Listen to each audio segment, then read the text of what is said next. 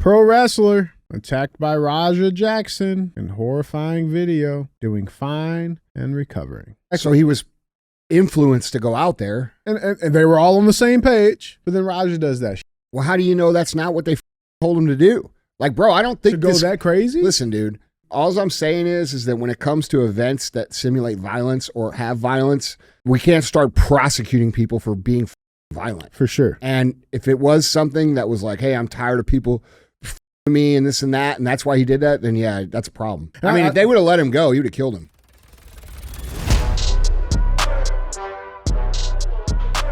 What is up, guys? It's Andy Frisella, and this is the show for the realists. Say goodbye to the lies, the fakeness, and delusions of modern society. And welcome to reality. Guys, today we have Andy and DJ Cruise the Internet. And that's what we're going to do. This is where we put topics on the screen, we speculate on what's true and what's not true, and then we talk about how we, the people, need to solve these problems going on in the world. Now, other times we have shows within the show. We're going to have real talk. Real talk is just 5 to 20 minutes of me giving you guys some real talk, and then we have Q&AF on Mondays. That's our personal development show. Sometimes we do that in the middle of the week too. People call in, they get their questions answered. You can submit those questions to be answered a few different ways. The first way, guys, email them. Email those questions in to askandy@andyfrisella.com. Or you could do what? Or you can put your question down in the comments section on the Q&AF videos. Or you can click the link in the description. Yeah, and you could actually be on the show. Mm-hmm. All right. Other times we have 75 hard verses. Got a good one coming up here this week. Really good one. If you're unfamiliar with the 75 Hard program, it is available at episode 208. It is the world's most popular mental transformation program. It is the initial phase of the Live Hard program, and you get that for free at episode 208. 75 Hard Verses, where people come on the show who have completed that program. They talk about how their life was before, how their life is now, and how they don't suck anymore because they took control of all the shit that they can. There is a book on this called The Book on Mental Toughness. It is a book that's available on my website, andyfrisella.com. It is not free. It does have a lot more information than the podcast at episode 208, and most people like it because we're almost always sold out. So if you're the kind of person that wants the in-depth nuts, bolts, details, especially the nuts, you get that at andyfrisella.com. What's the website? andyfrisella.com. Go buy the book. All right. And by the way, tell someone about the show. Mm-hmm. All right. We put a lot of time and effort into this show, you know, and we'd appreciate it if you guys would help us grow it, you know? So don't be a hoe. Share the show. What's up? What's good, gangster? I'm going to do half of this. Okay. Half. All right. Yeah. I'm going to do the whole thing. I know. How many of those you drink a day? Just one, but I typically do like 2 cups of coffee and then an energy drink. Coffee makes me poop. Yeah. I think it does everybody. I don't know anybody that. What is that? Yeah, that's what it's for. Oh, really? Yeah. Mm. Clears you right out. Yeah. Yeah. You've never been a coffee guy, though. I like the smell. Okay. I like the smell of coffee. Taste of coffee's okay, but I don't like the way it makes me feel because, like, dude, I get super stimulated and then I have a super hard crash and it goes like this, like a big peak, and then I want to go to sleep. Yeah. You know, I guess that's where everybody else just keeps drinking it. They just don't stop. Yeah, it's just not for me, man. Yeah. I do like the way it smells, though. I do like coffee, man. I like coffee a lot. I've always been a coffee guy. Yeah. Like my first cup, black. Of course. And then second cup, throw some Black. calories in there. Yeah. You know what I'm saying? Some tax returns. Yep. All right. That's right. There's actually a cool, like, it's funny because I was thinking about like baristas and stuff. And like, some people get way too fucking in that coffee gang, right? But there is a shop on the south side called Sump's Coffee. And the dude used to be like a chemistry professor at like UC Berkeley. Really? And then left and dedicated his whole life to fucking coffee. Huh. And he like pours the stuff in like beakers and flasks. Really? Like, dude, it's fucking sick. Yeah, man. man. It's pretty cool. You know, it's just pretty cool. You can only be into so many things. I don't have time for that shit. The know what I mean? aficionados. Yeah. Yeah. I mean, I get it. You know, Yeah. everybody's got their thing. Yeah, everybody's got It's that. not my thing. Yeah. Nothing wrong with that Anyway, at all, man. so what's going on in the world today? There's a lot, man. We got the chat rolling. Chat, how's the chat doing? Chat's okay. Yep, that's just on your guys' end, so it's fine. We are Penn State, whatever that means.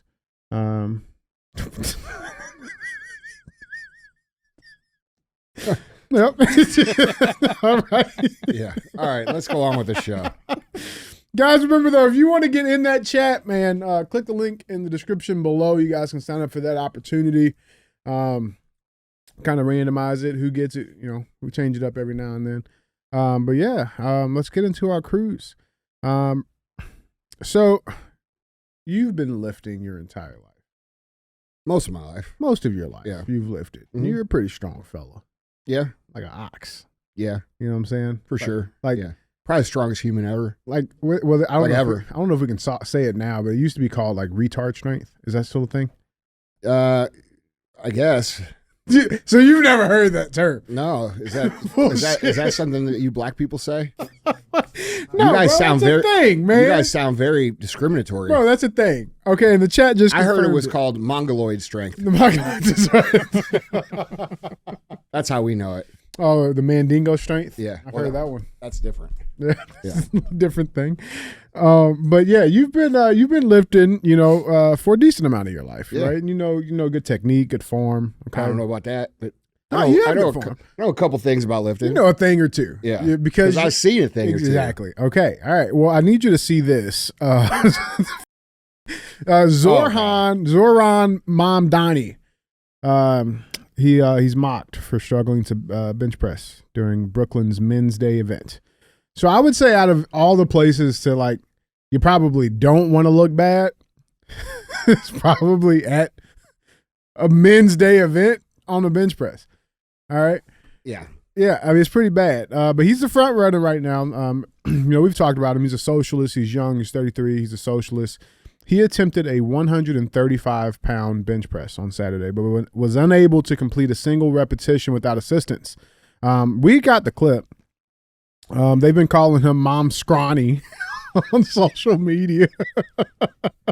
Even Eric Adams posted the video from the venue showing him completing several repetitions with minimum support, and he's almost double his age. Lifetime of hard work versus a silver spoon is what he put on Twitter. Here's the clip. Let's check it out. Let's see what we think. You move up in the pole. Yeah. This is how you move up in the poles. Yeah.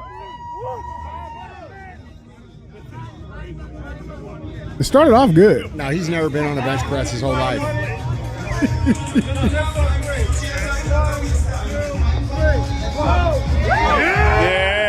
Let's go.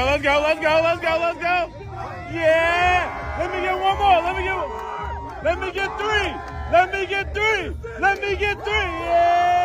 Yeah. I could not redeem that one. I could not redeem that. Yeah. I mean, if you're over the age of like 15, you should be trying to bench 135. Yeah.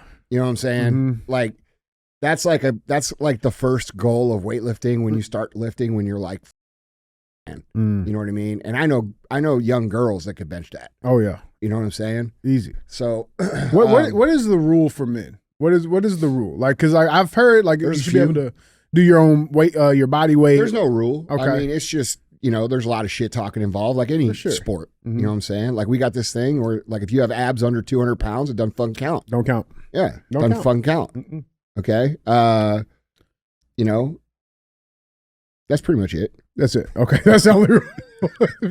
Put your shirt back on, bitch. That's right. No, man. I think it's, A for effort. Look, dude, here's the thing. It is reflective of socialist mentality to not train with weights or lift weights or do anything because they do not understand the idea, nor do they agree with the idea of investing time, effort, and energy to produce a result. That's not what they think.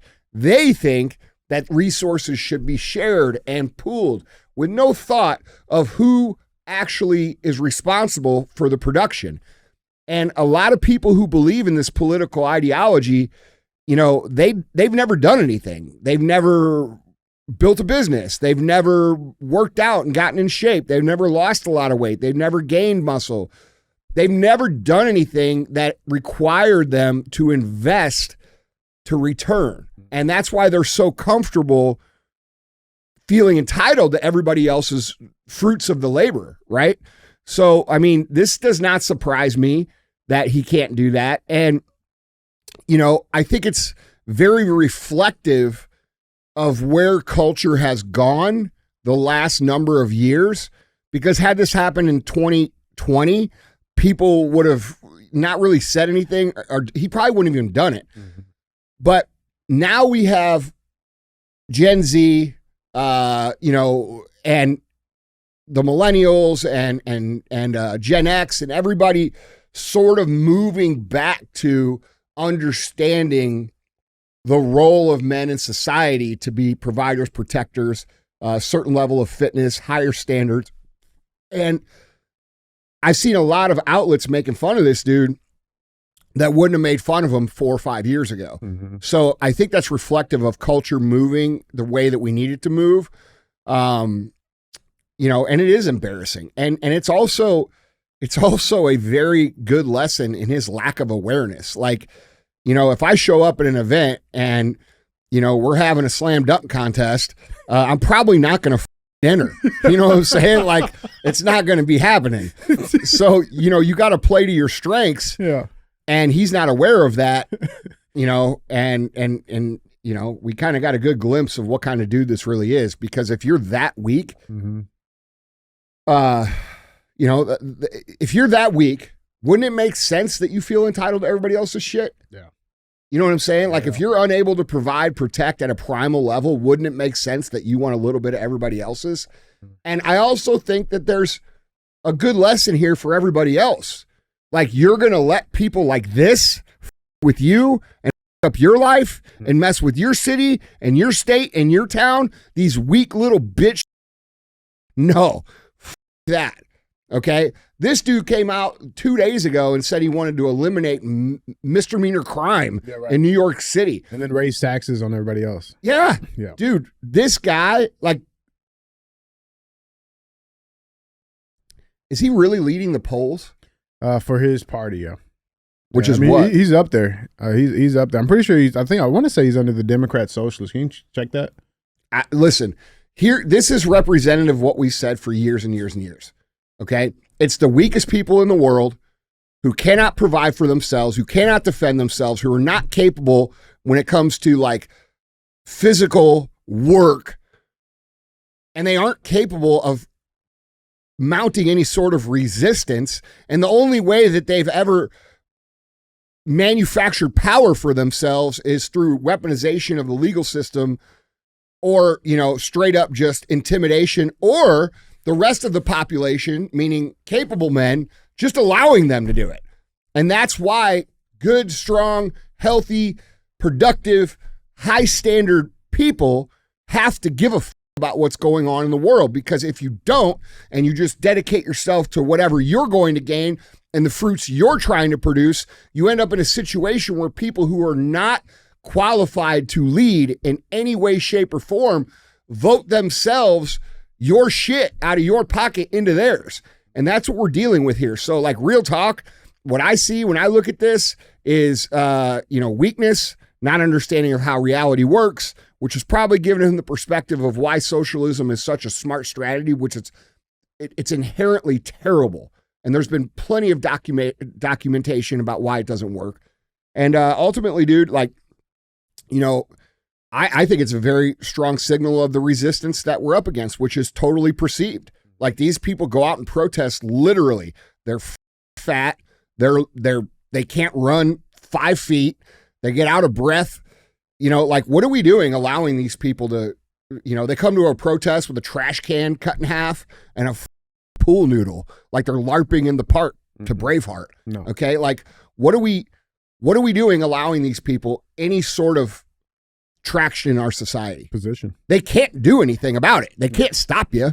All they can do is call you names. And all you got to do is say, yeah, now get the over there. Yeah, right. You know? Right.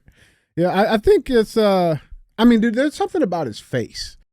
I just, like, look at his face. Like, look at, like, there's just something about, like. Bro, he's totally, listen, this guy's never been in a physical altercation. The only way you can say and behave and act like this guy does is if you've never, ever experienced violence of any sort, ever, right? Ever. Yeah. Like to stand in front of grown men and say, I'm going to tax you more and I'm going to let the criminals have this. And these dudes are like, this dude, the dangerous, like to me, I hear what these guys say and I'm like, how the fuck are they saying this? Like, that's insane. Mm-hmm. But then I think about it and I'm like, well, their perspective is nothing's going to happen to them ever. So they just. Because nothing has happened. Yeah. And then you have all the other people who are common sense who are like, what the fuck is going on? And they don't do anything. So these people think they can just run their mouths and move up. And by the way, it works.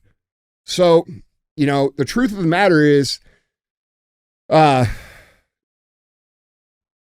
is what it is. And we get to decide what we want to do about it. Yeah. What event should he have tried to compete in? Dick sucking. I was going to say the race to the bread line, man. How to eat with your fucking bare hands, slop. Bro, I'm not against eating with your hands. I eat French fries with my hands, hamburgers with my hands. But I don't eat like soup with my hands. You know what I'm saying? Like, you don't eat chili with your hands. Like, you know, like, so like, it's not like I'm sitting here saying, you know, I'll do some nachos. That's about as messy as it'll get. But I mean, this motherfucker's on TV, national TV, scooping slop into his mouth. Like, no, man. You never saw it? No, oh my God. The video's disgusting, dude. Listen, here's what's going to happen. These people, the same thing happens to them over and over again in history.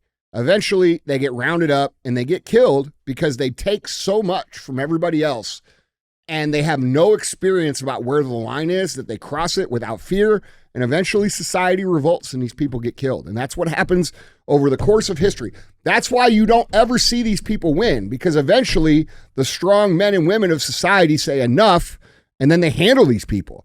And like, I don't think this guy's smart enough to understand the dangerous situation he's even putting himself in. You know, like all these people in New York who are getting mugged and having to deal with crime and having to deal with all this shit. And this dude's just out here saying, yeah, by the way, more, you know, like, you know, I don't know. Like if I had kids and let's say one of them got killed by one of their stupid ass policies, I know what I would do. I bench press more than 135. Yeah. That's right. Yeah, man. Yeah, guys, jump in on this conversation, man. Let us know. Let's check the chat. I saw somebody put a comment in the saying like New York is a shell of itself. Like it's not. Okay. It's just the not chat says, I don't know, putting your hand in the shitter to unclog it counts as chill. That's different. That is a emergency, man. That's an emergency. Okay. Calm down. That's not the same thing, Zach. Does it count as chill? Yeah. Oh shit, man. Anyway. Yeah. Man. Somebody kick Zach out of the chat. Get Zach out of there. All right, yeah, man. Let's do this. Yeah, man. Guys, let us know down in the comments what you guys think. What's the sloppiest food you eat with your hands? There's certain foods I won't eat because I got to eat them with my hands. Like what? Like ribs. You won't eat ribs? I won't eat ribs because the shit gets all over my hands and face. I hate it. Oh, bro, I'll bathe in that. Yeah, I know. I know people in this office here who love ribs, and you go to eat barbecue with them, and they'll somehow end up with barbecue sauce in their hairline. I will bathe in it. Bro, I can't stand it. It's gross, dude. What is it with people that can't eat? Like they can't eat without getting shit all over them.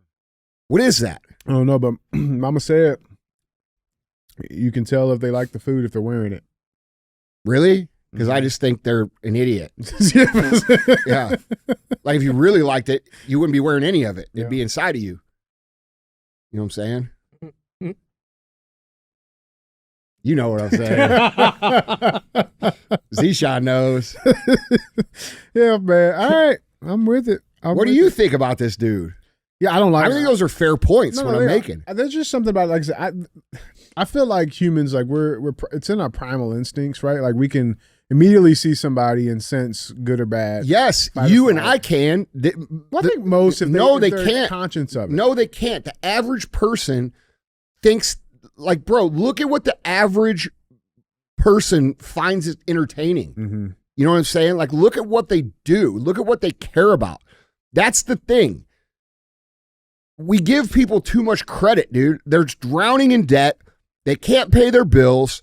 All they give a fuck about is getting to Thursday or Friday so they don't have to deal with that for 2 or 3 days.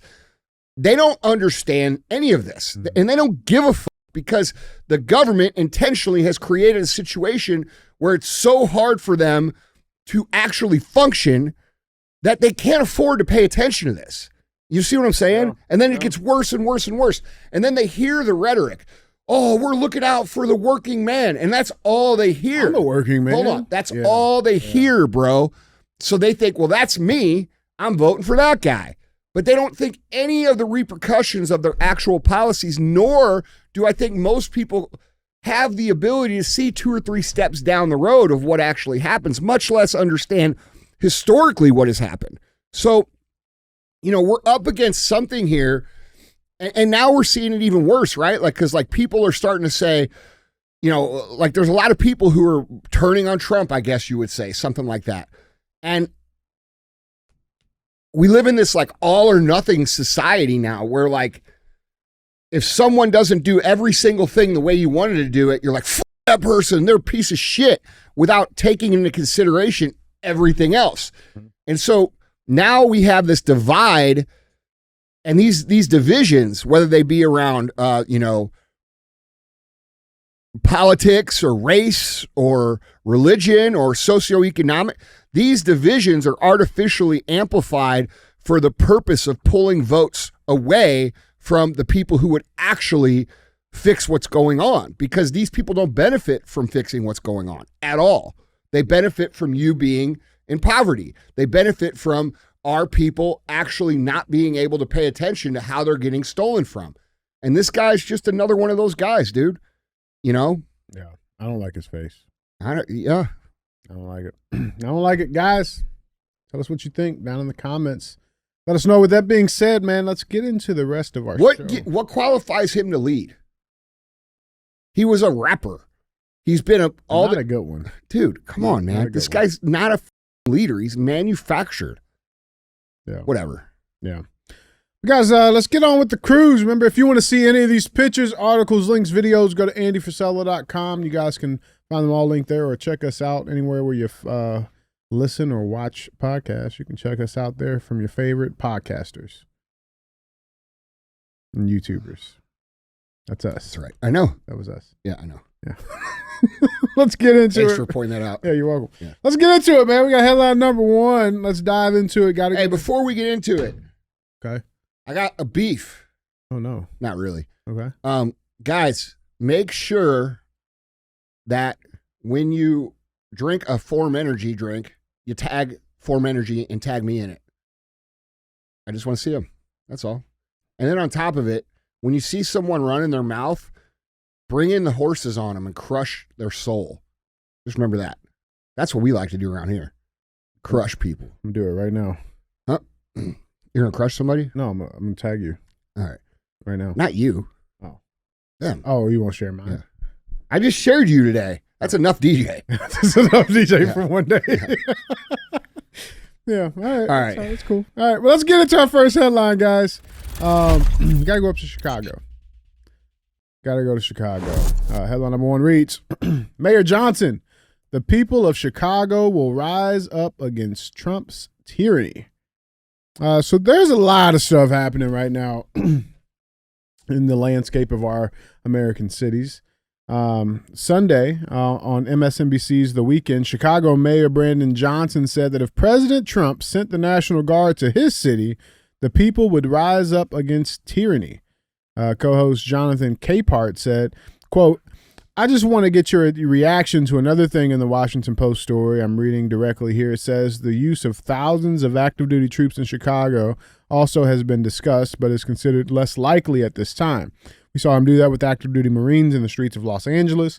What would be the reaction in Chicago if the President of the United States does indeed put active duty military in the streets of Chicago? Johnson said, quote, well, again, the city of Chicago does not need a military occupied state. That's not who we are. I commend the work of Mayor Bass, my colleague, and all the folks in Los Angeles who stood up and fought, against this, authoritarianism. Here's the bottom line. They don't have police power. There's nothing they can do. These are federal troops. They do not go through the training that our police officers go through, so they cannot even enact police authority. So that's going on because, it came out over the weekend that Trump was going to potentially be putting more National Guard and more military in a few states and major cities. The idea that he talked about was rotating them. Mm-hmm. So, and by the way, Washington D.C.'s had 0 murders since this happened. First time in 9 years. Ever. Yeah, ever. That's crazy. And what he's talking about is moving the same situation to the crime-ridden cities. And by the way, I was listening to the Breakfast Club this morning on the way into work, and they were all about it. They loved it. You know why they loved it? Because they are tired of the crime too. Mm-hmm. Anyway, most people, dude, I'm seeing a lot of clips of people like even in DC talk about, like this one dude, he posted a video. He's walking down the street. He had a nice watch on, had a nice chain. He's like, yeah, I can do this now. Yeah. You know what I'm saying? That's right. Like, he's like, I ain't worried about nobody. I'm going through all the blocks because I know ain't none of them going to do nothing. That's right. You know what I'm saying? Like, and I understand the argument that people have. People have a hesitancy because of what's going on with Palantir and the surveillance state that they've created. And, the authoritarianism, quote unquote, is what they're concerned about. And I think that's that's definitely something to be concerned about. But I think it's more important to recognize that when we have an immediate problem, such as a murder rate that represents, some of the most dangerous cities in the world, that you have to stop that problem somehow. And I personally think it's, as long as it is what they say it is, a temporary thing where they rotate around and clean this up and work with the police, and then the standard is enforced afterwards. I mean, how can you argue that that's not a good thing? 100%. And it's not like, and I think that's the important piece too. Just putting troops in these cities that's not the fix. You can't just do that one thing and be done. He's, doing other things, like he's signing executive orders that are aimed at ending cashless bail in DC and across the nation. Because this was a big piece, right? Like, and we've heard this a lot from police officers that are in the field in these communities. It's like, dude, they'll lock somebody up for a ridiculous crime, violent crime, armed robberies, you name it, and then 24 hours later they're right back out on the street. And so it's like the cops, their hands are tied behind their backs. What are they supposed to be doing? You know what I'm saying? And then the prosecutors who are elected by George Soros, they're not prosecuting those crimes. Right. And so it's just this constant cycle, this vicious cycle where the communities, the people, we're losing. And nobody wants it, bro. Nobody really wants it. The only people that are against this shit are people that are being paid to antagonize and cause disruption at these protests in these cities. Yeah. Now, I understand, like I said, where people will say, oh, this is authoritarian. Not yet. Could it be if that was a permanent thing? For sure. But here's the thing. And this is not this. I don't agree with this, by the way, but it's reality. We've been under a surveillance state for 20 something years. This ain't new. People are saying, oh, well, they're going to turn it. What are you talking about, bro? You walk around with a digital device that records everything you say, everything you type, every email you send, every text you send, and it tracks you everywhere you go, whether you turn it off or on. You think that turning off the tracking makes you not trackable? Get the fuck out of here, man. We've already been in that. And is it not cool? Yeah, I think that should be completely stopped. But at the same time, it's here and it's being used and it's been being used. And so I think a lot of that shit's overblown. We got to address right now what the problem is now. And what the problem is now is that we can't go in our own cities and enjoy a dinner or walk down the street or wear jewelry that we worked our life to earn, and you can think whatever you want and not like it and think whatever, but like, dude, it doesn't matter. If you go to some of the more civilized countries in the world, you can leave the key to a Rolls Royce on the glass for a week and nobody will touch it. All right. And people say, oh, the most civilized countries. Yes. Well, they cut people's hands off. Yes. Yeah. For stealing shit. That's why you can leave your Rolls Royce with the keys out. Yes. So, dude, there has to be some level of accountability and fear that when the rules are broken, there are consequences. And right now, here in this country, that does not exist. But it doesn't exist. You know what I'm saying? Like, people aren't afraid. And by the way, the only that are afraid of the law here are the people who aren't breaking it. Right. Right. Yeah, no, it does not exist at the scale that it needs to be at, for sure. But I'm fine with this because, you know, like I remember this clip. I think it was Karine Jean-Pierre or whatever her name is. She was doing the press briefing or whatever, talking about that move of the cashless bail. And like, dude, she read off the crimes that were included in that, bro. And like murder, wait a minute. Like, what do you mean? You know what I'm saying? And so that's going away. I'm cool with that. There was another important thing that came out. This is an AP News article I want you guys to look at. Headline reads, Trump moves to ban flag burning despite Supreme Court ruling that Constitution allows it. Okay, now I got something on this, all right? So this was an executive order that Trump just signed. I have a clip here. Let's check this clip out real quick. This is an executive order on flag burning. It charges your attorney general. Would you listen to this? This is very important. Flag burning. All over the country, they're burning flags. All over the world, they burn the American flag. And as you know, through a very sad court, I guess it was a 5-4 decision, they called it freedom of speech. But there's another reason, which is perhaps much more important. It's called death. Because what happens when you burn a flag is the area goes crazy.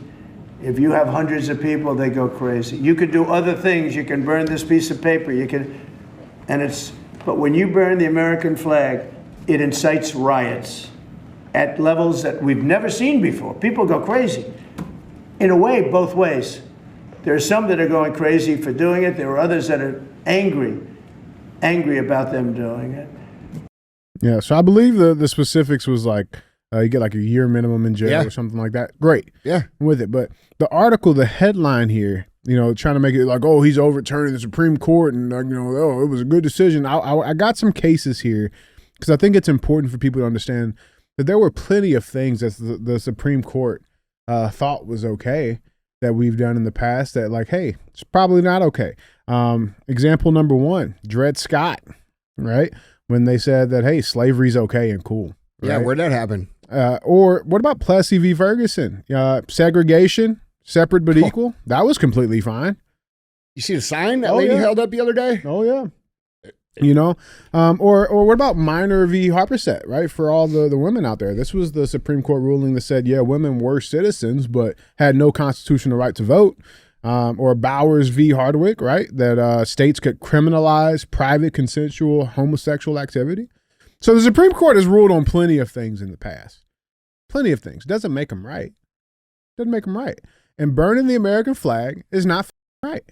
It's domestic terrorism. Here's what I think it should be. Here's what I think it should be. I think it should be, if you burn a flag, whatever happens to you next is not prosecutable.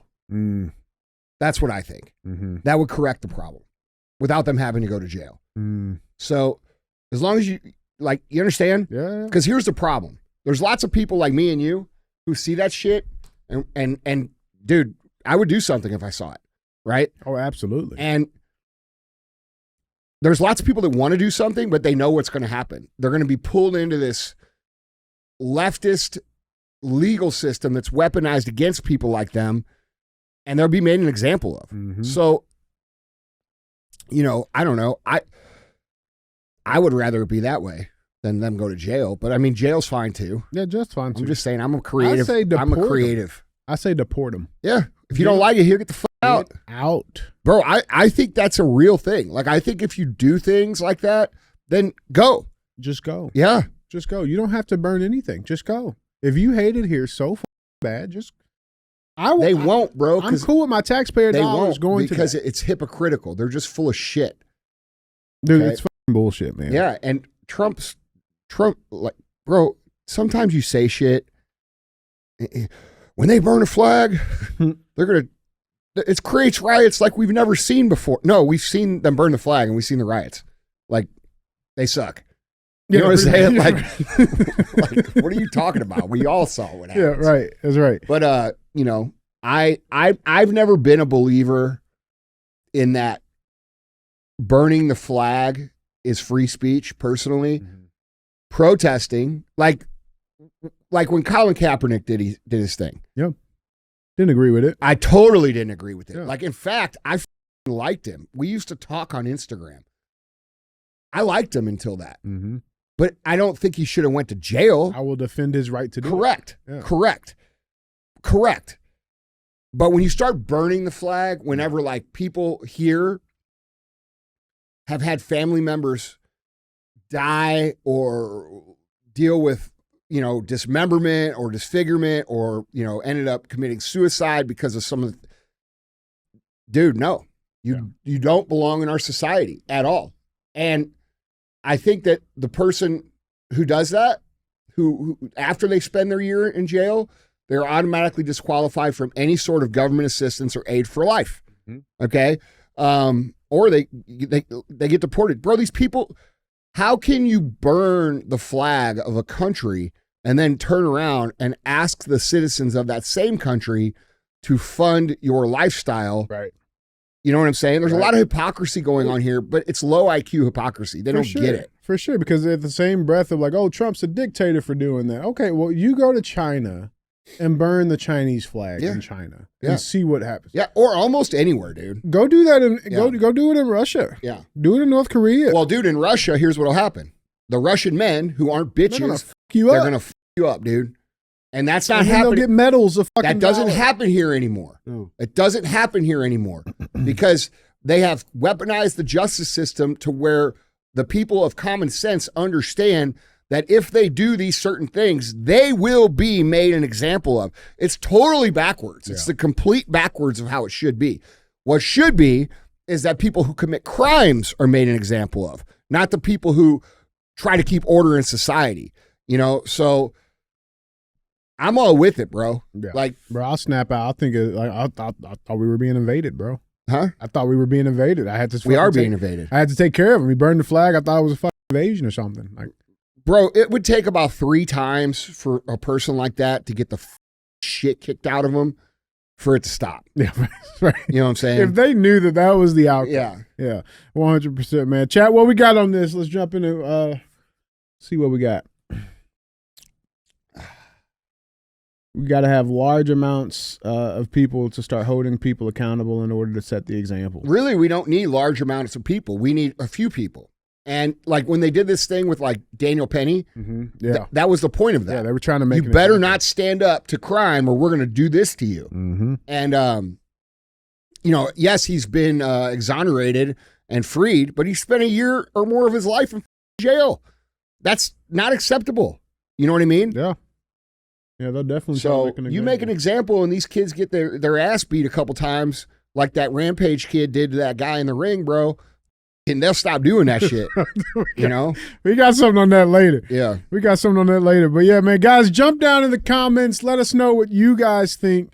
With that being said, let's go through some comments. Shall we? Let's do it. We got some good comments here. This first one is from Love Ignert TV. They say Adam is literally just Ginger Andy. Was Adam a ginger? Yeah, he's a ginger. Is he? Yeah, he's basically black. Ah, that's true. That's true. That is true now. I'm just saying. Yeah, you know, Steffi's she's not popular black. with. She's not black. No, Steffi's very popular with the with the black crowd on TikTok. She's honorary black. She got invited to the cookouts, bro. True or not true? She's not even ginger. I know she's a fake ginger, but she still got invited. Huh? Ninja. Somebody said ninja. I just saw. That's pretty funny. Oh man! All right, next one we got. This is from Austin Landers. I never even noticed that he was a ginger. It's probably the hat, but he's got the beard, man. Yeah, no, he's ginger. Yeah. Good dude though. Hey, good dude. I like. I don't him. see color. That's right. Yeah, even if it's red. Unless I'm mad, then I see red. Yeah. I see colors too. I know. That's why you're bleaching your skin like Sammy Sosa. DJ hates himself, guys. Let's have an intervention. Oh, fuck, man. Let's go to Austin Landers. He says, Cracker Barrel. That's why we eat Waffle House around here. Yeah, I mean, Waffle House is... Better learn how to fight. Yeah. I mean, Waffle House is all right, but you got to be in the mood for it. You know what I'm saying? You got to like, you walk into a Waffle House in St. Louis, Missouri after midnight, you have to prep. You have to think, all right. I don't think it's St. Louis, bro. I think that's like... Well, I'm just saying, especially here. That's national. Yeah, but like you got to walk in and you got to think like, am I in the mood to fight? Yeah, right. And then you're like, I don't know. I think you look around at your boys, and you're like, I don't think people can with us. Yeah, we'll be all right. Yeah. You got your thing? Yeah. Let's go. I'll take 2 number 2s. Yeah. Yeah. Yeah, I like Waffle House. You ever see that video where they had that fight and that, I think we covered it on the show, where that girl threw the chair at the other girl and she grabbed it with one hand like Superman. Bro, that was still impressive. No, listen, I honestly, I don't know what the hiring like require. Oh, they got to train them. What they go through to work at a Waffle House. You guys got Waffle House category of training at your gym? Yeah, we will soon. Yeah, they get 15% off. All the jiu-jitsu gyms, they got specialized Waffle House training. All right, so you got to hold one hand, you got to hold the spatula in this hand. Yeah. Yeah, fuck, man. God, dude. You know, there used to be this place in Springfield, Missouri that we always went when we were hammered, dude, at night. It was called Ziggy's. Bro, I think it's gone now, but man, the food was good. And it wasn't just good during the night when you're drinking. Like Waffle House is kind of sketch when you're not drunk. Yeah, for sure. Ziggy's is like good enough. Like, dude, they used to have this skillet and it had like hash browns and eggs and like a breakfast. It was huge. And then I'd order a side of fried mushrooms. Bro, I'd go to town, dude. Damn. Yeah, it was so good. What? But man, if you every once in a while, because down there, I learned this lesson the hard way, believe it or not. So in most places, when you start like John with someone, there's like, you, right? What'd you call it? John? Okay. Talking shit? Okay. What, John? You never heard John? Nope. Oh. Well, that might be like a little older thing. 1980s thing. Maybe, but the 80s are coming back, so you better learn it. So here's the thing. There's, like, people talk shit. Mm-hmm. Oh, yeah? Yeah. Fuck you, right? Yeah. Right. That ain't how country people do shit, bro. You go down to Springfield and like, you talk a little shit, and they just punch you in the face. Damn. Yeah. So... No jawing. Like, it's jaws. Yeah. Got it. Yeah. And so I learned that lesson the hard way. Got punched in the face. But when you would go in there, every once in a while, there'd be someone in there that thought it was Waffle House. And they learned real quick that it wasn't Waffle House. Yeah. All the good old boys, man, they handle that shit. Yeah. I mean, listen, there's a time and place for it. Yeah. Man. I was trying to think, what's the other spot? Like, we got, Courtesy Diner? Courtesy. You ever I've never been Courtesy? there, no. That's down on Kings Highway, right? Yeah. Arsenal. I think it closed. They did. Yeah, they did. That was a good one. Uncle Bill's. That's classic. Eat Right. Eat Right. Dave's. That's closed. No, there's one that's open, I think, still. Then there's Dave's. Dave's on Dave's Diner. Tesson? Yeah. No, it's on Lindbergh. Lindbergh. Yeah. That's a good one. Yeah, we got some good spots. But yeah, Waffle House. Sure. We got one more for you. V-Hubs. V-Hubs. Yep. He says, I never questioned how hard Andy is, but plumbing a toilet with your hand is a whole different level. But next time, bro, you flush as it's coming out. We call it a courtesy flush. Yeah, dude, you know what? I understand. I've done courtesy flushes my whole life, brother. But I just wasn't expecting the amount of girth that came out that time. I don't know what it was, but it was enough to clog the toilet. Hey, man. I was caught off guard. That's right. That's you know, right. Bro, you wait. I surprised myself. Wait. You give me like a 1 minute riff, like motivational, and somehow tying in like you got to like plunge a toilet with your hand to win. Are you serious? I'm so serious. Give it to. I know you can do it, bro. I know you can do it. It'd be gold. You can do it. Let's see what the chat thinks. Chat, should he do it? Yes or no? Yes or no? Who wants the motivational plunge the toilet with the hand to be successful? All right, yes. here Got it. All right. I know you can do it, bro. I know. Listen. All right, look. You're going to have to do shit you don't want to do. Okay? It doesn't matter how much it hurts. It doesn't matter how long it takes. Sometimes you're going to have to do shit that you're not too proud of, but it's required. All right? And if that means that you have to stick your hand in the toilet to keep it from overflowing, where everybody's going to laugh at you and you're going to become the legend that shit flooded somebody's house, that's what you got to do. How about that? Yeah! Let's go! That was awesome. Oh, man. Yeah, man. That's going to be a clip. That's going to be a clip. No! That's going to be a clip. Bro, that's gold. Oh, man. That's gold, bro. Let's go. Oh, yeah, bro. Hey, I want to get hyped about everything I do. The chat's going crazy. Let's see those gurus reproduce that. You know what I'm saying? Yeah, you and your yeah. funnel. Out of here. Shit We're is unclogging motivation. toilets with our hands, bitch. That's how bad we want to win over here. Oh, man. That's great, man. Oh, Bro, all I got to do is tell that story. I'll probably get elected. Bro, that's real. You know what I'm saying? That's real. That's the American dream, right? That's there. right. That's right. Hey, you got to do what the fuck it takes. 75 clog. Yeah. Man, that was great. Thank you, man. Hey, Yeah. thanks, man. What was that, about 30 seconds? Yeah, bro, it was easy. I could have gave us like 5 minutes on that shit. You know what I'm saying? All right. Yeah, man, let's keep cruising, guys. You like that, huh? That was good. Yeah. That was good, man. That was on demand, bro. I love it. I love it. That's pretty much me and Andy's day-to-day life right there. What's that? Just that. That right there. Going hard? Yep, that's it. Whatever the fuck it takes. 24/7. Yeah. I'm You know not what I'm letting saying? be embarrassed Yeah. until I tell everybody about the story. That's right. Somebody said that's the white version of a freestyle rap. Pretty close. Yeah, there ain't nobody could beat me in that. No, That's right. No, Yeah. no chance, man. No chance. Well, now that we have some motivation, let's keep it cruising. Yeah, I am motivated. Same. Yeah, I Same. feel it. I'm ready to flip this table. Came from the soul. Mm-hmm. Bowels. What? Came from the bowels. It came from the loins. Mm-hmm. Yeah. It came from the sphincter. Wait, what? Hmm. All right, let's do the show. Headline 2. Yeah. Headline number 2. It's all downhill from here. Yeah, it is. All right, man. We got to go international, man. Let's go international. I saw this story. This is crazy. But let's talk about it. I got a nice little thing here for this. We got to go to Germany. Heroic American tourist brutally stabbed while protecting 2 women in Germany as a model from upstate New York. Dude, this story, it's crazy. It's crazy. Okay.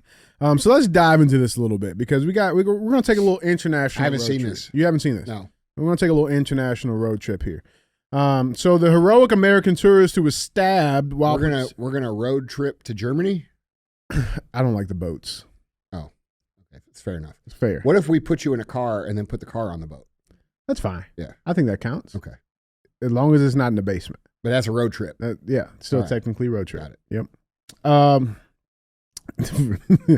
The heroic American tourist who was stabbed while protecting 2 women being violently assaulted on a tram in Germany has been identified as a part-time model from upstate New York who was left with gruesome facial injuries. John Rudot, who is 21, was hospitalized with gruesome knife wounds to his face after stepping in when he saw 2 women being attacked in the eastern German city of Dresden early Sunday, according to an online fundraiser. Now, we don't have the full clip. I do have this picture of the aftermath. He got kind of cut right across his nose there. Yeah. And more information came out that these were 2 dudes, 2 migrants, that did this, right? And again, like it's I don't know if it's enough to point out, there's certain consistencies that are happening across the world right now. You mean like people from third world countries attacking everybody who's not in Yeah. their own country? Yeah. Yeah. Yeah. And it's happening a lot. And the scary thing is, like, dude, you look at some of this stuff, like these numbers, Elon Musk actually reposted this, but it's rape crime reports. Okay. And then in the year 2000, okay, England and Wales, Holy for fuck. example, had 8,500 reports of rape. Fast forward to 2023, England and Wales had 68,000. Holy shit. Okay, Germany, 8,100 in the year 2000. Germany in 2023, 39,000. France in 2000 was 7,500. Now France is at 42,000. Now there's one country that didn't, or apparently is unaffected, which is Poland, whose numbers actually went down. Yeah. You know They why? don't fuck around. They don't have migrants. Yeah. They didn't let them in. Yeah. They did not let them in. Now, the crazy thing with all of this, right?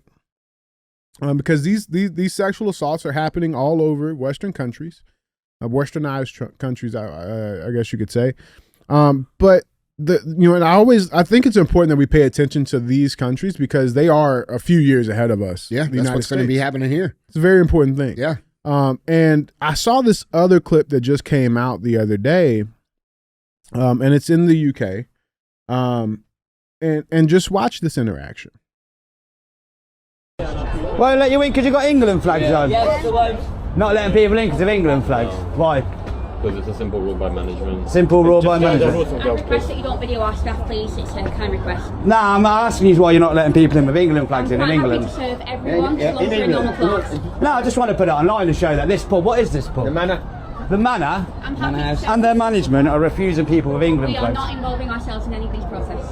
It's not a protest wearing an England flag. You're like the one from, Trump. You know, his bird. I'm happy to let He's you quite in. pretty as well. Take it off. So I have to take my England flag off to come into an establishment in England. So I know the language barriers, but essentially the guy's saying the bar will not let him in because he had a UK flag on him. Mm-hmm. So this is a bar in the UK. Yeah. And they're Correct. not allowing him in because he has a UK flag on. Yeah. That is scary for me to see. Well, it should be. That's the point.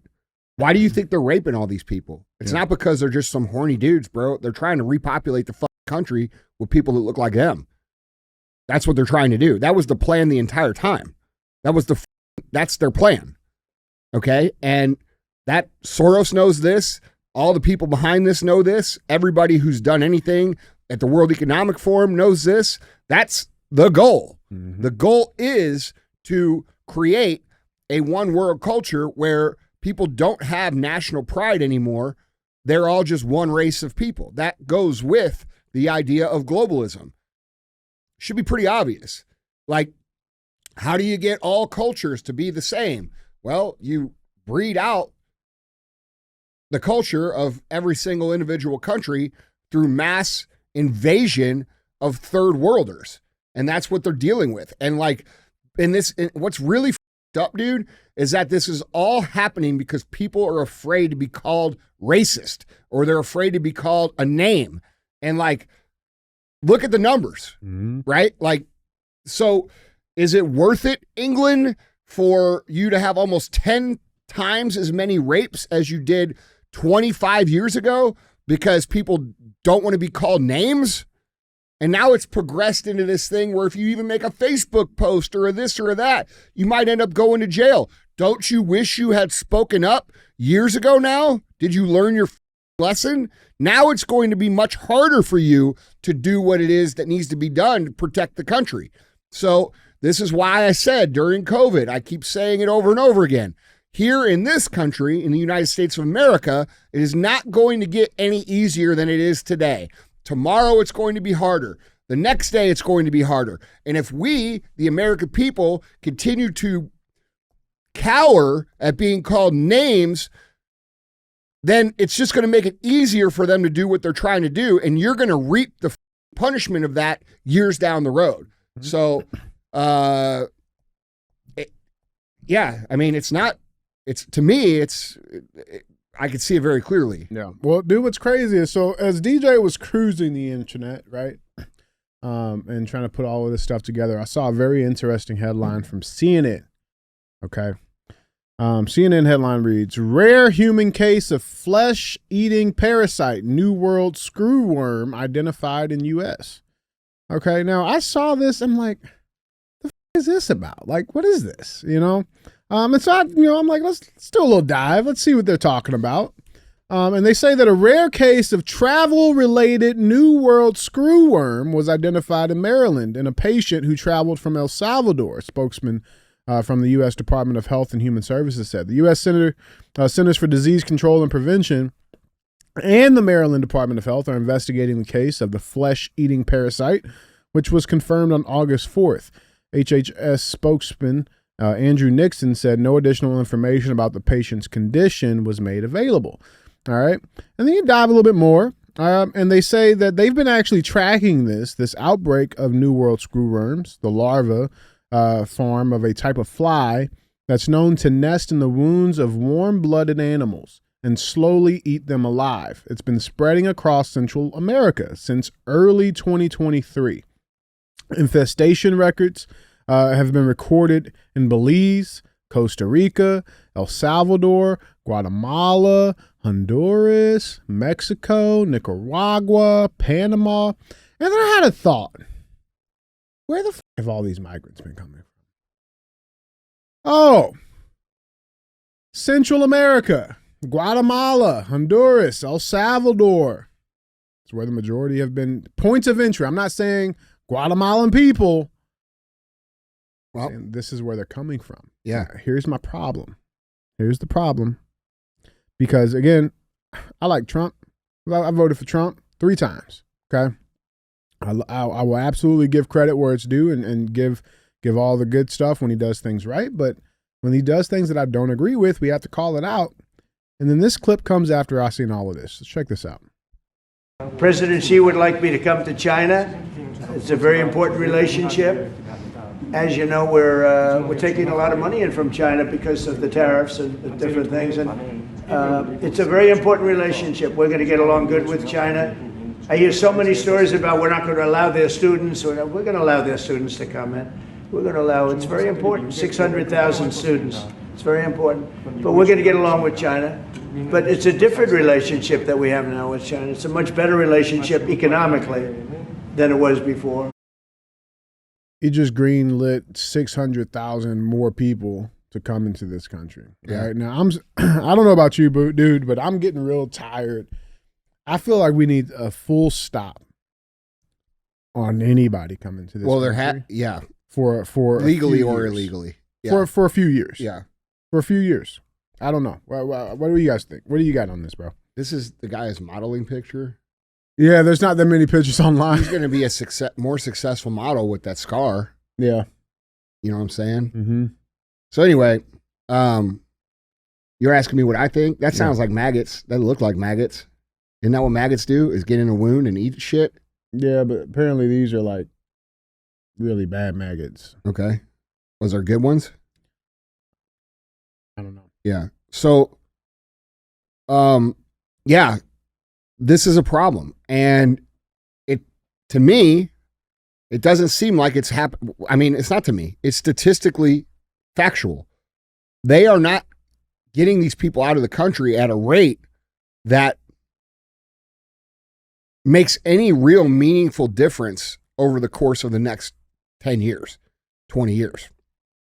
So, yeah. And also, Trump, did you hear what he did about the rehiring of the IRS? No. Yeah. So he's starting to rehire some of these IRS agents that he promised to disband, on his campaign trail. So like we have all these things that are not happening that he ran on, Oh, remember? And he's like, oh, well, maybe we'll abolish the IRS. Nope, not happening. They're rehiring some of the people, the 88,000 people apparently. The migrants are going to have to be expelled at a much faster rate. I mean, there's a lot of shit that he's not doing, the Epstein list and all these things. And like, dude, it's very frustrating. And it's very hard to continue to support him. But you can't support the other side. Right. Because they're even much worse. Right. And so, it's unfortunate this is where we're at. I really believed that this was going to be a house cleaning like we never saw before. And, maybe it will be. Maybe there's, I'm sure there's things I don't know. But it needs to speed up if we're gonna prevent what's happening in these other countries. And if you want to know if it works or it doesn't work, you have the case study right there with Poland. Okay, so this is again going to come in to the realm of responsibility of the citizens to speak up and be very vocal about not wanting these people here. And I understand why people don't like saying that, because that makes them feel like they're judging people on their race. And I would say that America, compared to most countries culturally, is far less racist openly than most countries. And most Americans hear that and they're like, what are you talking about? Well, have you been to other countries? They don't like people not from there. There's very few countries that tolerate people that aren't from that country without being very openly critical and racist about it. So not liking people that don't look like you, sound like you, etc., is a natural thing with humans. Everywhere in the world, it's like that. Here is different because we grow up with other cultures. We grow up seeing people as Americans, not as these invaders from somewhere else. And we have a beautiful thing here in America. But when you introduce this shit, it becomes much harder to feel like you're not being racist when you're criticizing people from where they are. It's an easy argument, right? Like you say, well, I don't want these people here. They're not American citizens. Well, you hate brown people. No, that's not what I said. What I said was, I don't want people here that aren't Americans. And the same thing happens when you talk about Israel, or you talk about Ukraine. Like, I don't give a what's going on in Israel. I care what's happening here. Oh my God, you hate those guys. Well, I will if you continue to try to take our money. You're right. And put them ahead of us. Right. So same thing with Ukraine, all this shit. So at the end of the day, we got to quit letting people take our words and twist them into things that they aren't. And we have to stand by what we think is right and wrong. And people who are not American citizens are coming to our country and committing a disproportionate amount of crime. And that's not okay.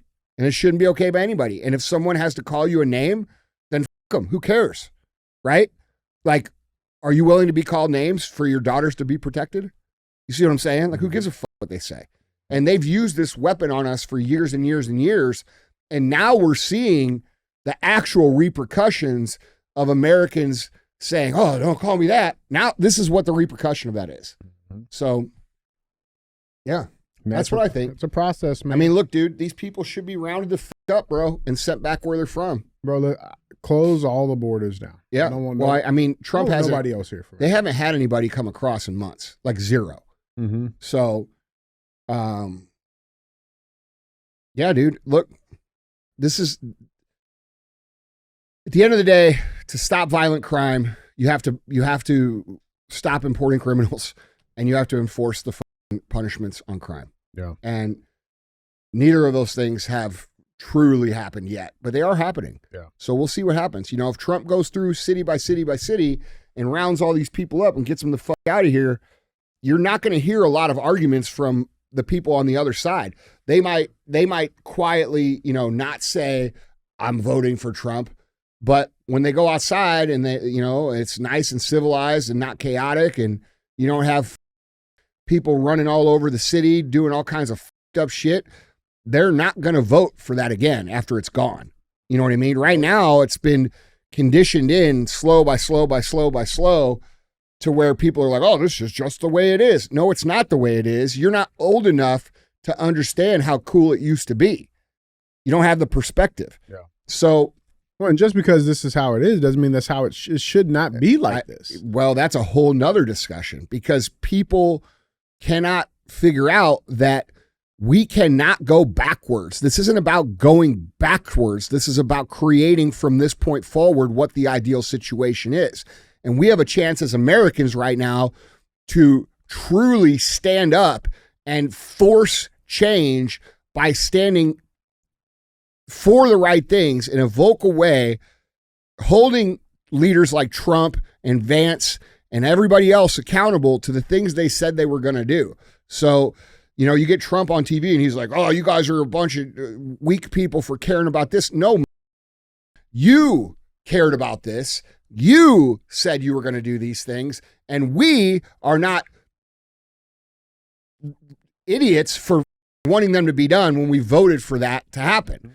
And that's the problem that we're dealing with now. And that's why so many people are becoming disenfranchised with some of the things that he's doing. And they're having a hard time standing by him. And whoever is on his PR team, I was talking to someone close to their team about a week ago. And they were trying to tell me, nobody cares about COVID anymore. Nobody cares about the Epstein list. No, you don't care because you're in that ecosystem. Everybody else remembers what happened to them during COVID. We ain't forgot. Everybody else understands how they get raped by the tax code in this country. Everybody else understands why they don't want to go out to eat or go to social venues or go downtown in their own city. Everybody cares about that. And when we have people who are in that ecosystem who just keep like telling Trump, yeah, you could do whatever you, dude, we end up in a situation like we're in where people are losing trust in him. And it would be an easy thing for him to correct, but you know, how hard would it be to explain the Epstein situation a little bit more clearly? How hard would it be to say, look, when I say it's a hoax, this is what I mean. But he's not doing that. He continues to say it's a hoax, it's a hoax, it's a hoax. How is it a hoax? How is it automatically a hoax now? And so if it really is some sort of FBI, CIA, Russiagate bullshit, well, all you got to do is explain a little bit more about why that is. Yeah. And it would solve all this, dissension in the ranks that's happening because of his inability to explain himself properly. Yeah. And, there's another possibility. They could be openly working the case, and maybe it's not time to pull the hammer. But, I mean, I don't think anybody's going to be upset about rounding up the criminals, including the Epstein people, and talking about what it actually is versus it isn't. So, yeah, we'll see. Yeah, man. Check the chat, man. The one thing I know, dude, is this. It takes a long time to make changes in an organization, a big organization. There's not a bigger organization that's ever existed in human history than the United States government. So to think that in 8 months, you could completely get it going, that's not a realistic time frame, no matter what you think or don't think, because that would be hard at a company of my size, not to mention the whole country. Right. So people don't understand that either. Yeah. Because they don't have experience realizing that when you are in a bad place culturally and you have problems, that takes time to correct. It's like turning around a cruise ship versus turning around a jet ski. Yeah. You know what I mean? Yeah, it's a big difference. Yeah. Man. It's a big difference. Let's check the chat, man. Somebody said, I almost lost our business because of these people. We remember. Yeah. That's bro. right. Nobody forgets, man. My grandfather died on Zoom. I remember. Yeah. Bro. So, look at everybody's response. They're pissed off about this shit, right? Because they're minimizing it every time they're asking about it. Like, nobody cares that this man's grandfather died. They don't think it's a big deal. They're like, oh, that was just the way of the way. No, it's not the way. Those crimes against humanity, and we expect people to be held accountable. And we voted for people to be held accountable like they promised they would, and we have yet to see that, which is what's causing people to be pissed off. Yeah, bro. Rightfully so, by the way. Oh, yeah. Yeah, that's real, man. Rightfully so. Yeah, guys, let us know what you guys think on this conversation down in the comments. With that being said, we got one more headline. Headline 3. Number 3. We've had number one, number 2. You ever had what's number 3? Is that diarrhea? It's both at the same time. Oh, okay. Yeah. 1 + 2 is 2. That makes sense. All right. Headline number 3. Pro wrestler attacked by Raja Jackson in horrifying video, doing fine and recovering. Send that to prison. I'm going to say it. He going to jail.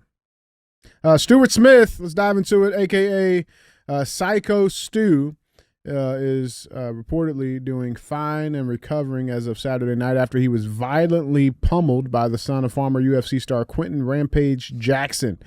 TMZ reported the update on Sunday along with the news that the LAPD is looking into the incident involving Raja Jackson at a pro wrestling event in Los Angeles.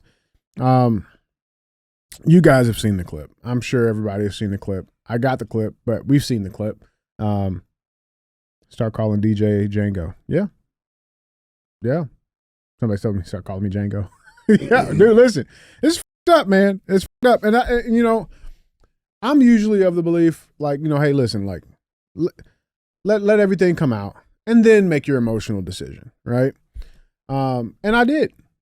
Because all the clips have been out, right? All the clips have been out. But the big clip that was circulating around was, you know, the initial start where they were out in the back parking lot and Psycho Stu had, you know. I haven't seen the whole thing. All I saw was him beating his ass. The pummeling. Yeah. Okay. Well, so it started, they were in the back parking lot or whatever, and Psycho Stu goes up to Raja and, you know, because something like, oh, you know, you don't know who I am, and like slams a fucking beer can on his head. A can, not a bottle, can. Prop. It was a prop can. Okay. And then a little tension happened, right? And then, so initially that was the video that came out, and then the pummeling in the ring, which is this clip. We'll watch this real quick. You kill me!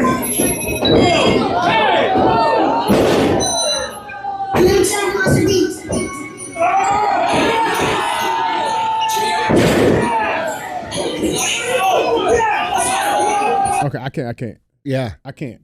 22 times. Yeah. Is that how many times? 22 times. Okay. And then he was, you know, like the other wrestlers got in there. They had to hold him back. But here's the thing. But then another video comes out that after that initial altercation in the back parking lot, Psycho Stu actually apologized to Raja. Here's the clip. I appreciate it. I didn't know. I thought you were I get it. We're gonna work it out. Well, he's gonna come out on your mat, so I'll have him come out during your mat, so we could seal the whole thing, and we'll make something out of it. You know what I'm saying? All right. Yeah. So Stu was saying, he was basically explaining, dude, I'm sorry. I thought you were like a part of the stuff. You know what I'm saying? I saw the cameras. Like, I thought this was all still scripted. We're wrestlers. You know what I'm saying? Yeah. I'm sorry. Yeah. Apologized multiple times. Yeah. All right. Now, apparently, it seemed like he was genuine. Yeah, it seemed very genuine. Yeah. Right. Now, apparently, there was like some type of agreement that like Raja was going to enter the ring. Well, you hear him right there. Yeah. He says, "We'll set it up. We'll make a thing out of it." Exactly. So he was influenced to go out there, and they were all on the same page. But then Raja does that shit. Well, how do you know that's not what they told him to do? Like, bro, I don't think to go that crazy. Listen, dude. Listen, again. How smart is this kid? He's probably not real smart. Yeah. Okay? And, I mean, obviously. So, he's around all these dudes that are doing this shit, and this guy says, oh, yeah, we'll go out in the ring, we'll seal it, we'll make a thing out of it. Well, what does that mean to him? What does that mean to a young kid who... No. Listen, dude, you got to think this through. How do you know? How many times has that guy been in a wrestling ring? How many times has he been in a wrestling school? These dudes hit each other all the time. That's real shit. You're looking at it from your experience on what you know and what you've been told. And dude, I don't disagree with you that was up. And I don't know what's going to happen, but there is a lot of perspectives in this situation, you know, that led up to this. And it wasn't just like the dude got, like, the problem I had with it, I guess, is like people are making it seem like he just got out of his chair and went crazy. And that's not what happened. Yeah, for sure. And it was not. There was plenty of things that went into this. And he doesn't look like look at this screenshot we got on the screen right now. Does he look mad. To me, he looks like he's listening. Mm-hmm. To me, it looks like he's like around the dudes trying to figure out how the fuck it works and shit. And if you got one of the main dudes right here, this big guy, telling him, hey, we'll get you to come out during the ring and we'll do this and we'll seal it up. What does that mean? That's all I'm saying. I get it.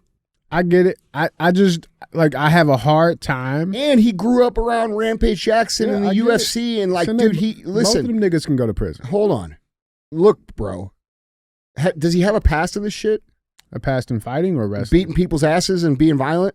In the ring, yeah. I mean, he's fought. Like, I mean, in UFC type MMA stuff? Amateur, okay. He's fought, yeah. I mean, look, man, it seems like there's some shit missing here. Yeah. That's all. Like, yeah. Well, so, I mean, here's the thing. So the guy, Stu, was sent to the hospital. would be interested to hear what he says now. He hasn't said anything yet. Okay. All right. Neither has Stu. To my knowledge. No, that's what I'm saying. This guy, the victim. Yeah.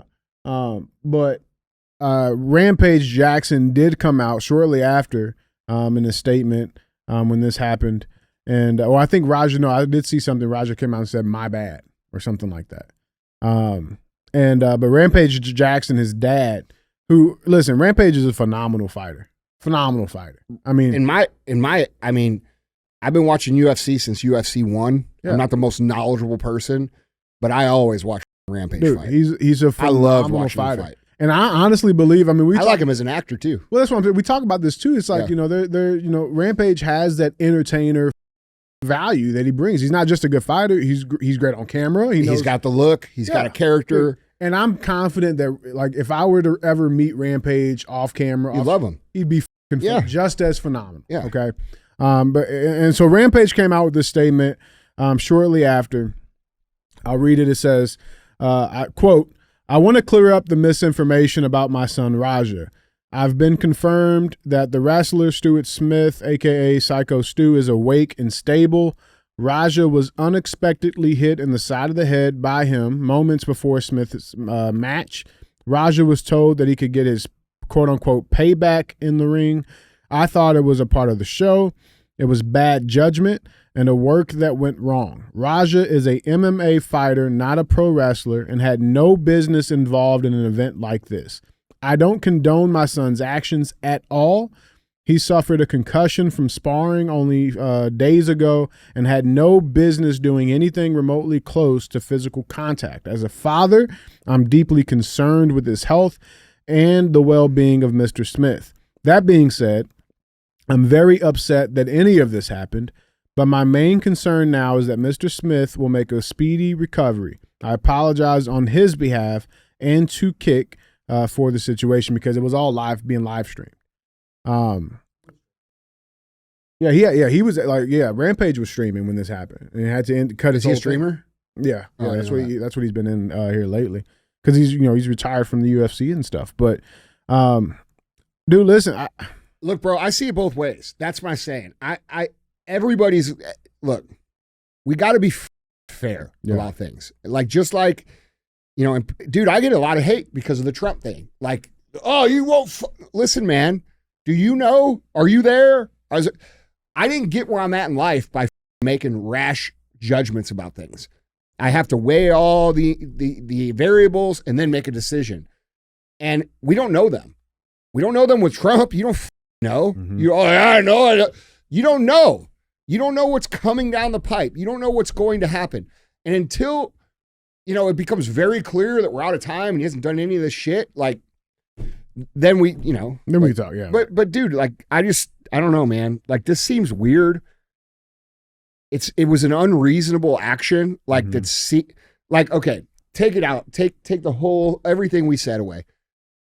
If some dude jumped in the ring and slammed a dude, beat his ass like that, yeah, he's going to prison. Yeah.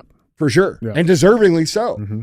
But let's say because WWE is it's a theater performance, but it's still very physical. Mm-hmm. So did someone teach him how to soft throw punches or pull punches so that it looks real but not real? Like, there's just a lot of things here, man, that I don't know. And like, I don't know.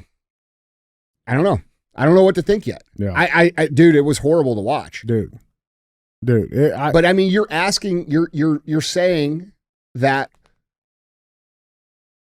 someone who hurts someone in a ring of now we're going to press charges. Like, are we going to press charges in hockey fights?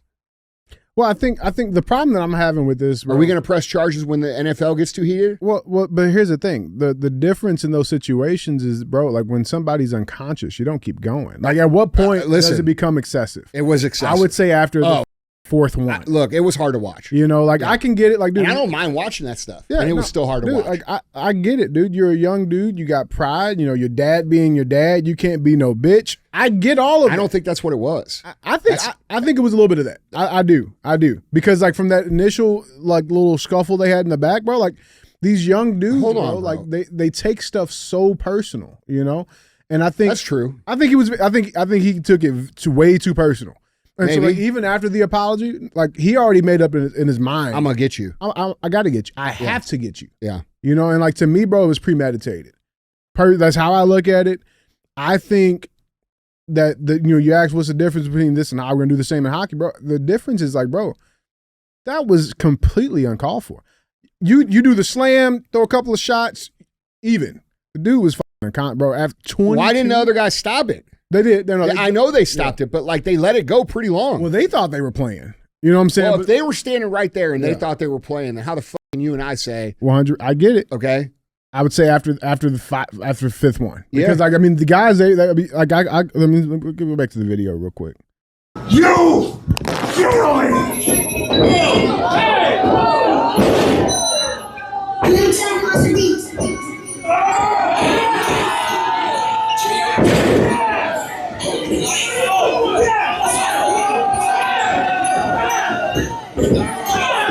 Yeah, dude. No, I mean that's bad. No. Why aren't the dudes stopping?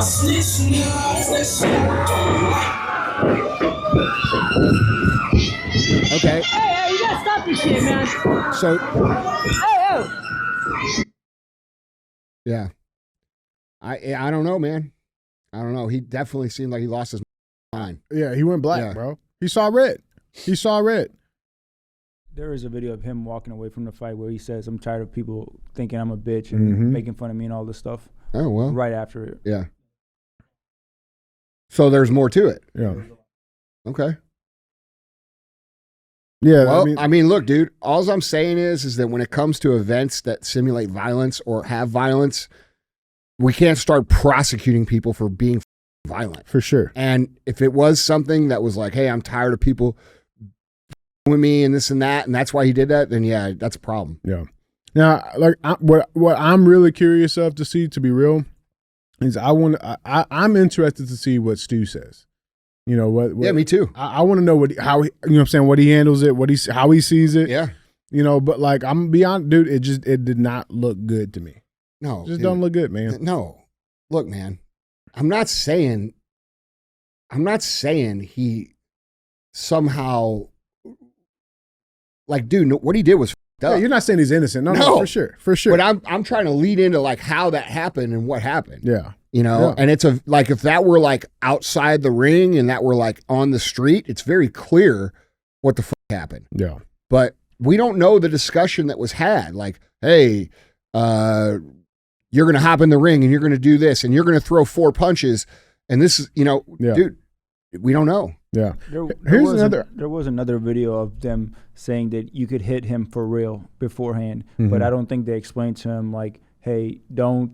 Well, but to get even. Yeah. Because there's a code in wrestling where if you go too hard, you're allowed to go hard back to like get even, apparently. Yeah. Well, I mean, here's another, tinfoil possibility that the whole thing could be a stunt, bro. Like the whole thing. Everybody knows who the is now. Yeah, that's what I'm saying. Like, I mean, I'm not saying it's a publicity stunt. I'm saying that's just another likely possibility. I don't know, dude. That guy's head was. I mean, he was fucking. He got pretty good. Yeah. I mean, if they would have let him go, he would have killed him. Yeah, for sure. Yeah, for sure. Dude, it sucks, man. It sucks. I'm curious to see what comes out of this. Bro. Yeah. Here's what I do know. I'll say this too. Like, nobody wins out of this situation. Nobody wins. Nobody wins, dude. Chat, what we saying, man? Paul Corn's back. It was attempted murder. Murder. Period. Yeah, I saw that too. Apparently, Stu is a vet, PTSD. Went to wrestling to kind of save his life, and somebody. Oh man, chat, y'all wild, man. Yeah, I mean, I don't know. Yeah, guys, tell us down in the comments what you guys think. What do you think? What do you make of the situation, man? I mean, if that were in the street, wood chipper. Yeah. You know what I'm saying? Yeah. But we don't have a place like that. There's no place for that kind of shit in civilized society. Yeah. Period. No, dude. But this is wrestling, and it's violence, and it's the reason people watch it. Mm-hmm. You know, people enjoy watching violence. It's why looking up dead bodies is one of the most popular things on the internet. It's why the UFC is one of the biggest entertainment companies, if not the biggest in the world. It's violence. You get what I'm saying? Like, it's gladiator shit. It's in our DNA, bro. And clearly, this time it got very out of hand. And honestly, like, real talk, after watching it, it's kind of surprising that you haven't seen it happen before. Like in WWE or something, you know, where someone goes a little too hard and it turns into a real fight. Yeah. Because, like, that's what happens. I mean, fights happen like that, where you're fucking around and someone gets a little too hard and then it escalates. Yeah, right. You know, and I mean, most fights that I've seen happen because of some sort of escalation of, you know, or just bullshit. Exactly. Yeah, that's real, man. Guys, let us know down in the comments what you guys think. We'd love to hear your take on it. Let us know, man. And, you know, prayers to Stu. Hope he does recover well and fast, man. Yeah, look, I don't have all the details. I guess that's why. Neither do I. Yeah. Neither do anybody. I think it's going to come out. Yeah. I think it's one of these things we got to let it, kind of let it see what happens. Yeah. That's real, man. Yeah. Well, guys, it's time. Thumbs up. Thumbs fun.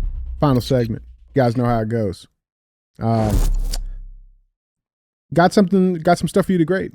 Huh? Okay? I got some stuff for you to rate. Okay. Mm-hmm. We're gonna rate things. Yep. Okay. And I didn't know this was a thing. But you're a car guy. Sorry, Paul. Cars. We're gonna talk some cars. Yeah. I didn't know this was a thing, that there was a few car manufacturers, they design like custom one-off vehicles for celebrities and shit. I didn't know that was a thing. Yeah. A lot of them do. We're gonna rate them. Rolls-Royce does, Bugatti does, Ferrari does. Yeah. Yeah. So this is from Keep on Learning Daily. They posted this. So we're going to go through and rate some of these custom-made cars designed only for celebrities. Uh-huh. Okay. Now, a lot of these things that are on the internet about cars is total bullshit, just so we're clear. Well, and call it out if it is. Right. Call it out. But the first one, we got we go to the Pope. He has a Mercedes-Benz 230G Pope Mobile. Uh-huh. Thumbs up, thumbs down.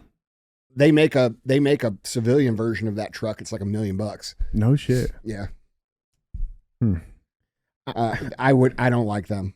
Yeah. No. I'm not a big G-Wagon person. You're about to piss my dad off. You like G-Wagons? Yeah. Oh, everybody likes G-Wagons, bro, but like, it's just not, I don't know. Just to me, okay. Yeah, it's no big deal. Okay.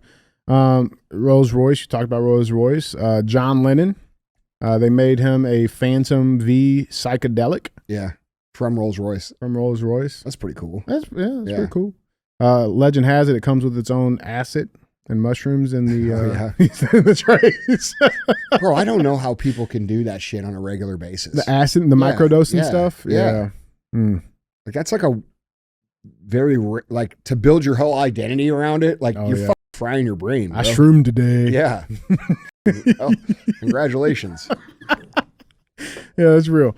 Floyd Mayweather, he has a one-off Koenigsegg Trevita.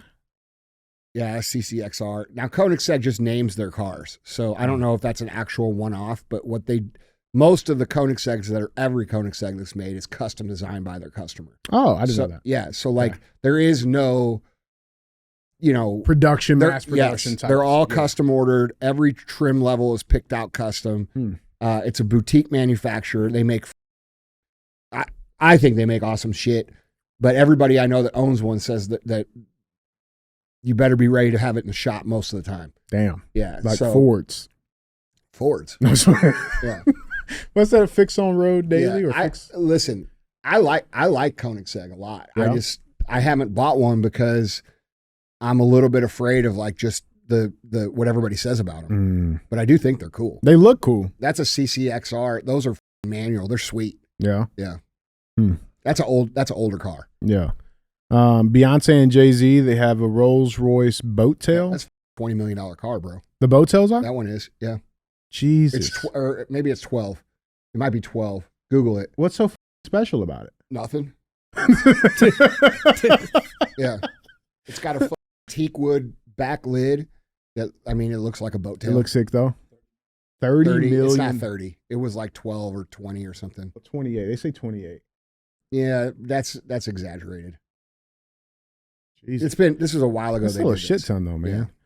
Yeah. $12 million is a shit ton. Yeah. Justin Bieber, he has the Wraith Uriel. I don't know. I don't think that came from Rolls Royce. I think that's just some aftermarket shit. Gotcha. Okay. Lil. I'm not sure though. Yeah. On that one, that thing's ugly as. The wheels turn like the material of the car is like ugly. bendable though. Just because it's expensive doesn't mean it's cool. Yeah, that's real. Lil Uzi Vert, he has a Cullinan Vert edition. He made that up. Oh, okay. Yeah, that's after. That'd be like me saying I got the Andy edition. Yeah. Yeah. Okay. Rolls Royce ain't making a custom Uzi Vert, bro. These people deal with like the richest people in the world. Yeah. Hip hop, they ain't got no money. You're not him, pal. Yeah. You're not him. those pretend to be me. Yeah, that's right. You know what I'm saying? That's right. Like, unless you're Jay-Z or whatever. Right? Yeah, that's different. Yeah, Rick Ross, big dogs. Lewis Hamilton, he has a Pagani Zonda. Yeah, got wrecked. Did it really? Yeah, by him? Wrecked right there in that photo. Oh shit! Yeah, yeah. He didn't. I don't think he wrecked it. It wasn't him though. Yeah, that's a fucking cool car though. How much does that thing cost? The Zondas right now can be like 6 to 10. Good gosh. Yeah. Good Lord. Jeez. They can be more than that. Yeah. There's few that are like special editions that are more than that. 20 up until 20. No, that's an exaggeration on the internet. Yeah. Okay. Yeah. And nothing on the internet's real. That's my understanding. Well, dude, that's what I'm saying. The car culture on the internet is like there's a lot of myths. Mm-hmm. You know, like people will say, "Oh, dude, you know how you get in with Ferrari, you got to make X amount of dollars and you got to suck all these dicks and do all this shit." No, you have to have a diversified portfolio of cars that goes from classic to production to what they call VS and all these other it's not what the internet very rarely gives out the proper information because all the information that's given out is given out by people who've never experienced the process. So you get like all these car podcasts and all this shit that are inaccurately representing some of the things that go into car ownership. Yeah. You know? Yeah, I remember we were down in Houston. I forget who they said it was, but like to your point about it's not just about having money. No. The dude tried to go in and like buy a Ferrari cash. It's about the culture. Do you buy into the culture?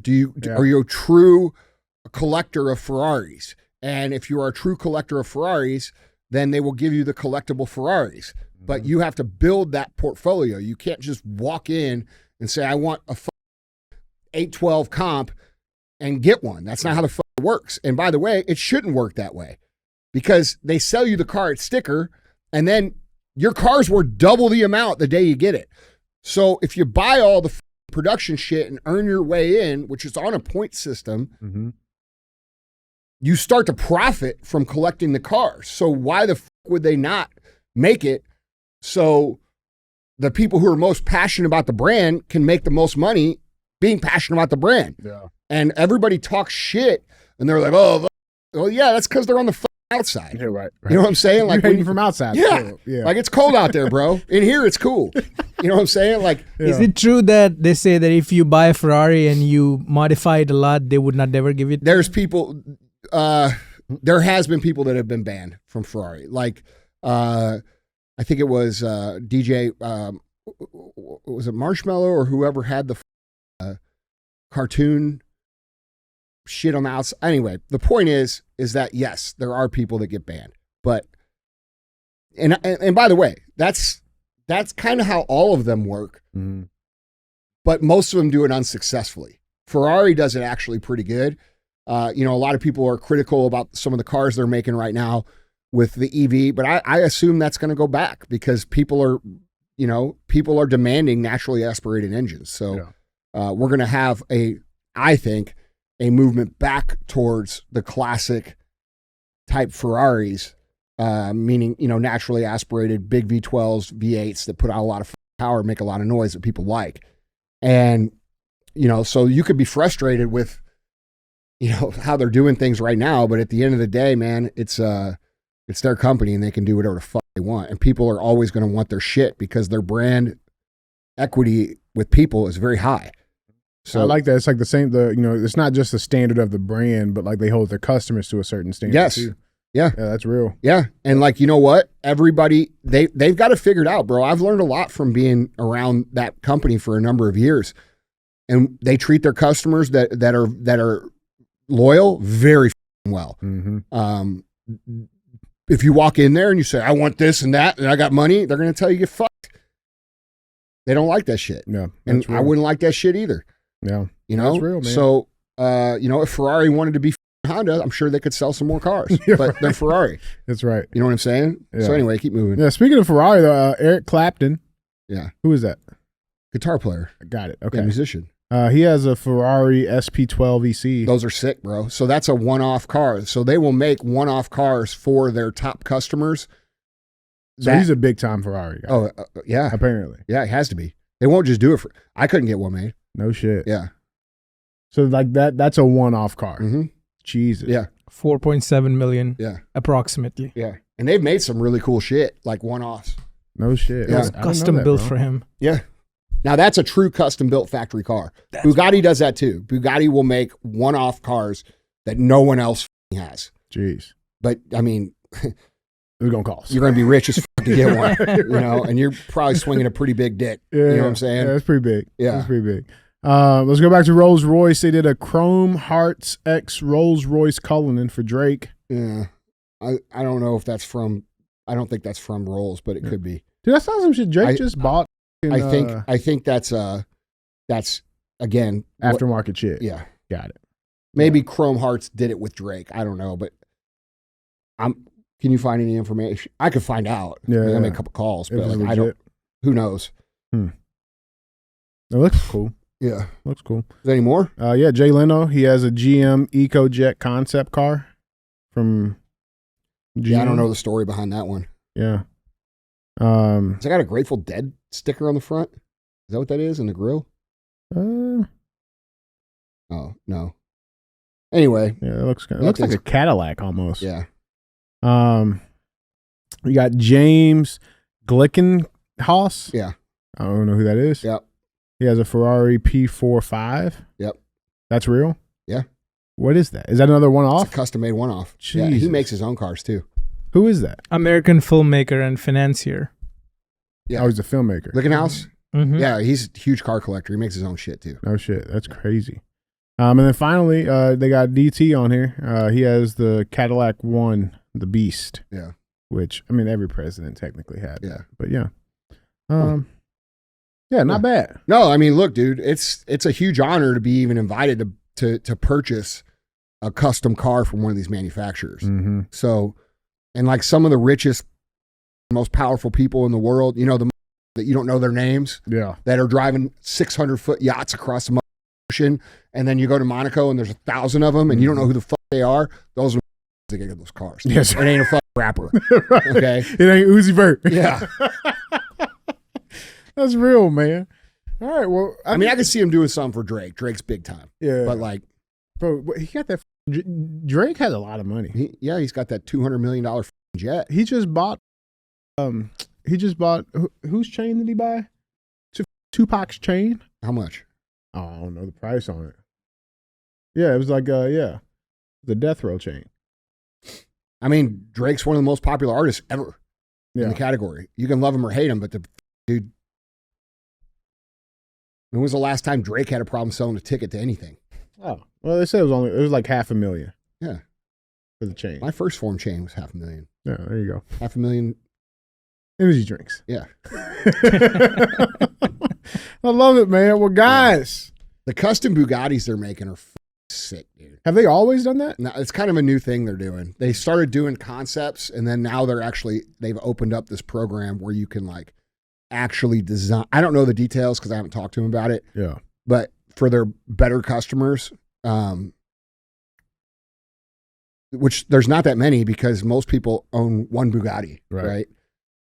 But there's dudes that collect them, you know, and I get why, because there's nothing like it. Pretty sick. I mean, you wrote, dude, there ain't nothing like it. I was talking to my buddy Hayden, who just sold their company, and he bought a Chiron, and he was like, holy, I'm like, I know, dude. Like, you can't explain it. You can't explain it. As fast as I took you in that car, imagine like 3 times faster than that. It's insane. Where you can't pull yourself out of the seat. Yeah, I can't explain it. It's ridiculous. So, and by the way, they're comfortable, and you could drive across the country in one and be comfortable. Like it's pretty. You have fucking to stop for gas a couple times. Yeah. Oh yeah, they do suck the gas. You remember when I only filled yours up like halfway? Yeah, they do go through the gas. Yeah. Sick, anyway, man. Yeah. Well, guys, Andy, chat. That's all I got. Yep. All right, guys. We will see you later on this week. Don't be a hoe. Share the show.